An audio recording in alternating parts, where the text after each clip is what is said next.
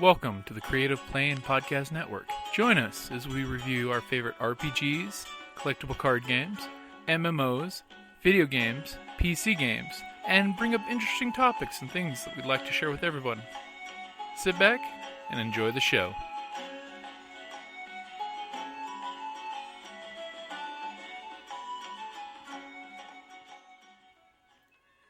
Hi, this is Kelly, aka Trixie from Ragnarok and Roll, assigned to Ragnarok Story, and Tilda Wimblewick from D&D Journey of the 5th Edition.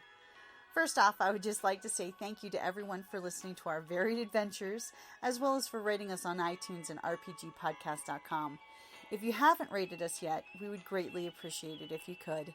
And if you're looking for more ways to support our efforts, we are now on Patreon, a great site where you can help us continue making more podcasts, as well as some special surprises for our patrons. If you can, please look us up at www.patreon.com/cppn. Every little bit helps. And again, thank you for listening. Yeah, I'm going to ask for RPGaDAY 2016. By the way, that's hashtag RPGaDAY 2016. Woo! Yeah. So for August 10th, what is the largest in-game surprise you have experienced? Oh, I got one. Okay, what you got?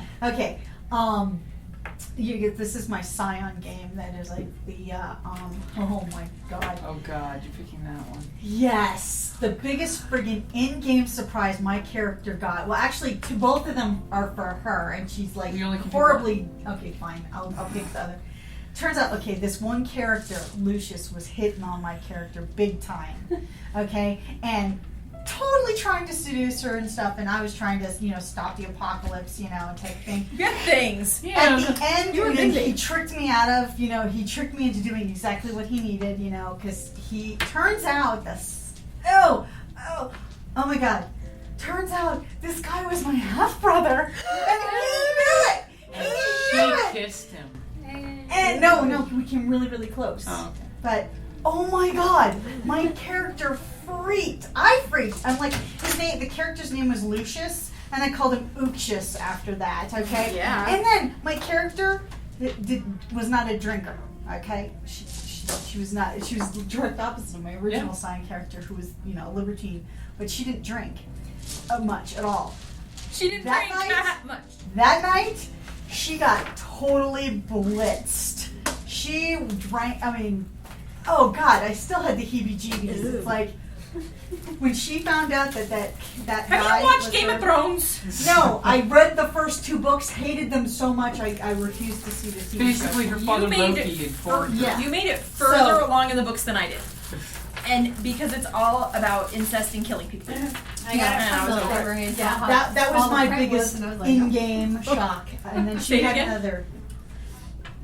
I said I got Game of Thrones from the library and I saw how tiny the print was. And I was like, no. How thick the book is compared to the print size. Yeah. So does anybody else have a good that was in-game surprise? Mine was Yeah. horrid. Horrid. I'm still scarred. Clearly. Okay, I think one of my favorites, just from a comic perspective, I was playing this White Wolf game, and I had come in later to the game, and so they gave me this character sheet that was an NPC, and they were like, alright, you're gonna play this character, and we'll work you in. I sort of strong-armed them a bit to let me play, because I wanted to play in their Star Wars game, and in order to play in their Star Wars game, I had to play in their White Wolf game, which was fine. I didn't mind. I was like, oh, you mean more gaming? So terrible. Your arm. Whoops! So I'm playing this game for months, and this friend, a mutual friend, Duncan, is playing a character in the game too. He's like, it's the first time I've met him, so I don't really know how he is outside of gaming, but he's like very mellow for vampires, and we're like not nice vampires. We're really like not nice vampires, and I'm like, he's so mellow. We weren't like Sabat, but we weren't like warm and cuddly or sparkly remotely. And he was just like super mellow, like a Zen master, surfing, Buddha kind of guy. And I'm like, so weird. So weird. Such an interesting interpretation of a vampire. And one day we're playing, and, I make some comment, and they're like, he's a Malkavian. He doesn't think we're vampires. That's his madness. Oh my god. That's brilliant. My mind and all of a sudden, everything that he was doing made perfect Yeah, I sense. was like, that is the most brilliant character development ever. And like also a really great Malkavian to play with because his madness wasn't the kind where you're like, no, I'm gonna stab you. No, bitch, I'm gonna stab you if you don't like rein it in so we can get through 5 minutes of gameplay without you seeing fucking walls pulsing, right? That's fun. That's a good one. Yeah. His insanity was normalcy. Yeah. And he was a vampire. I was a I vampire. didn't believe that he was a vampire. No. Oh. That's awesome. I love it. I love Obviously, it's it. just a Or that caffeine his sister deficiency. was a demon, or that any of the other of us were like, you know. He thought he was just at the PTA meeting. I don't know. He was like, everything was normal as far as he was concerned. Well, that's just how things are. That explains how mellow he is about everything that's going on all the time. Surprise. I was How like, about you? I could not figure out his character until they told me. Do they tell you what's going on? You're like, Yeah, I thought he was like a Ventru until then. I was like, he's just like a very law-abiding man. So into the masquerade. he's doing a great job. I know, he never breaks masquerade. What about you, Golda? Aside from my very first time playing D&D, which was almost my very last time playing D&D, my GM had the suddenly without any warning attack for everything.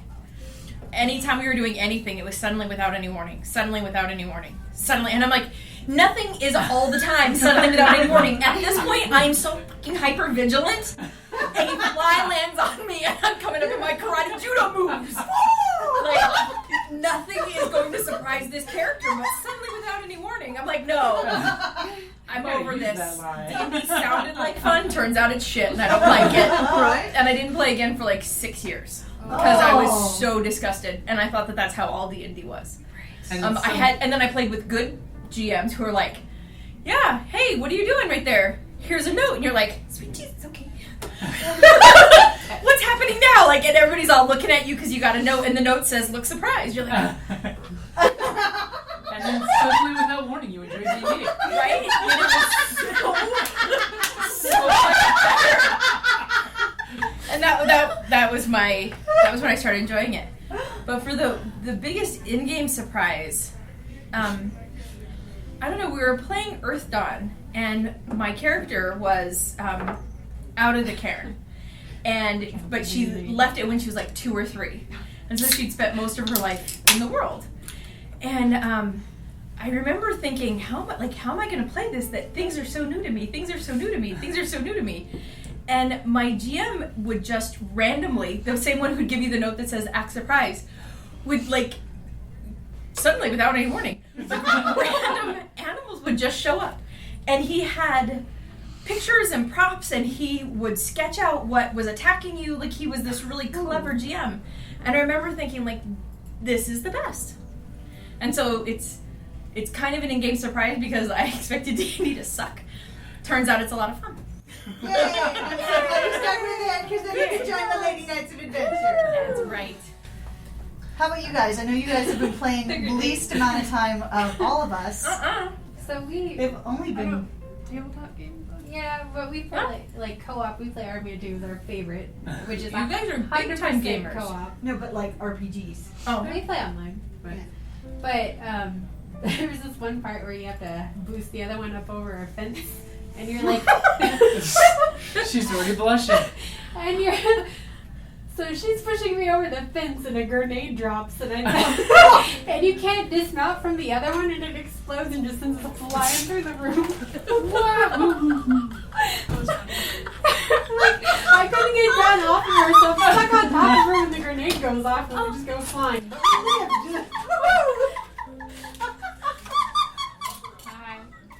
You don't know what you walked in on, do you? I don't, but She's being super quiet. I'm just totally ninjing and being like, no, it's cool. It's things and people died and things exploded and it's fine. Accomplice, it's whatever. I'm just gonna say, I thought it was an please. Just don't call the FBI. That's That's all it. I ask. I don't. Homeland Security. No. And see nothing. Nothing. It's all just a game. Nothing to see here. It was funny though because we saw the grenade drop. We're like, get down, put me down, put me down. It's like, And I'm screaming and she was like, it's like I can't move drop over the her. fence or like get down off of her, so I'm stuck. And then we explode. We're gonna die. Oh my god. There Yes. was somebody on the ledge and you tried to throw the grenade up and it just Oh, that's it what bounced happened. off the It wall. hit the guy and then dropped down in front of us. Whoops! This This is what comes from trying to kill everything. You have to in that game. It's all about the killing.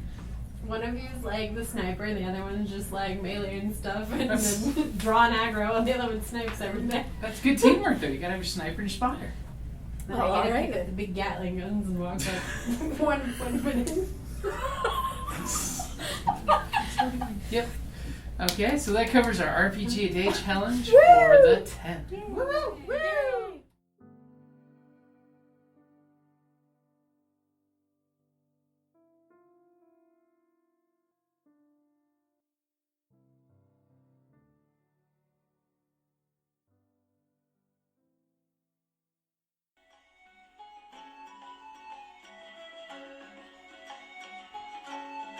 Thank you for listening to the Creative Play and Podcast Network. And feel free to enjoy our other shows, such as D&D Journey of the 5th Edition and Scion Ragnarok and Roll, a Scion hero to Ragnarok story. Thank you for listening.